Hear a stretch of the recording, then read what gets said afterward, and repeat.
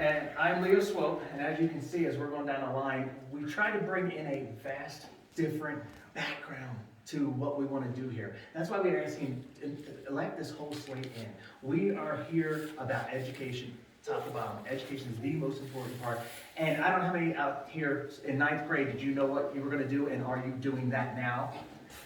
I really doubt it. So my whole thing is, you know, don't educate the kids for what they think they want to do. Educate them for what life is going to throw at them in the end. Because if we don't do that, that's why we're running into issues we see now. They have to be able to adapt. They have to be able to work out they have to have that drive for work. But give you a little bit of history about myself.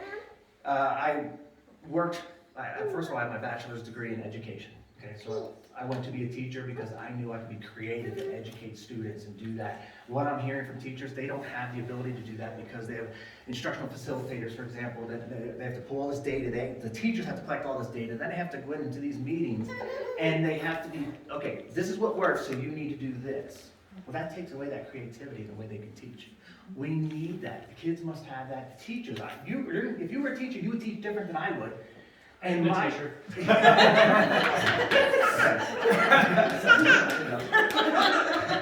But you would teach things different than the way I would, but I would do it the way I can be effective in it.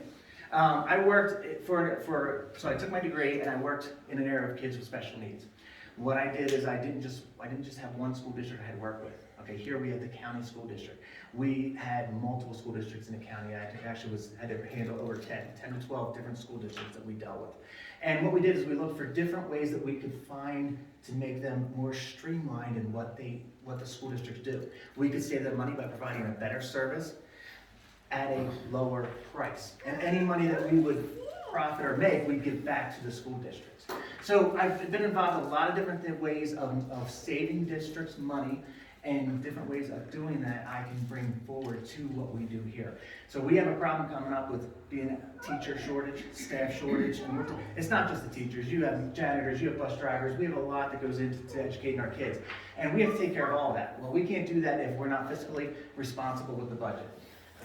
Well, we have a budget person, as well as I did in the budget, different aspects of it, and that's what we need to do to ensure that we can afford to keep the teachers, but to hire the teachers that we need as well. So we talked a little bit about we'd like to pull in some teachers, and we don't have the teachers for it. Well, part of the problem is maybe we can't pay them enough because maybe we didn't have our money. And my kids, I have one that just graduated in the spring last year from Laramie High School. I have one that's in 10th grade, and I have one that's going to graduate from the University of Wyoming here in the spring. So we've been through a lot. They have gone from a school that got 81% of their students were proficient in math, in English, and so on and so forth. So they went to a really good school before we came here. Do you know what the rates are here? Math, 46% of your kids come out proficient. 46% compared to 81 is what my kids got until they moved here. We can do better. We shouldn't just look at, oh, well, we were above the average in Wyoming. No, let's look to what the whole country's doing. We can do better than 46% or 64%. And we have to do that. So I did a lot. We dealt with getting kids with special needs services that they needed. I was heavily involved in getting the funding for that so that we could pay the teachers and so on and so forth, and the one-on-one aides, the TSSs, the BSCs, behavioral health specialists, that type of stuff. We got the funding for that, and very, very creative at times.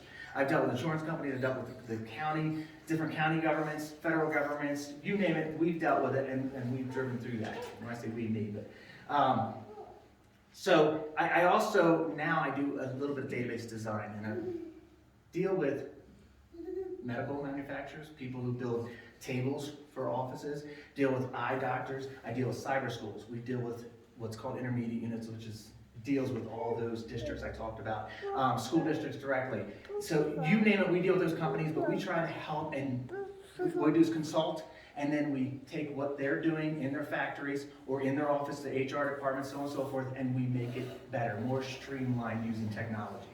So I feel I also can bring that to the table for our school board. And the biggest thing we noticed was there's no communication from the school board, right? That's what we hear. We hear it constantly. There's no communication. We want communication with each and every parent, and especially the county. They have absolutely missing. I'm from Centennial. I know a little bit about being outside of the box and what people are looking at.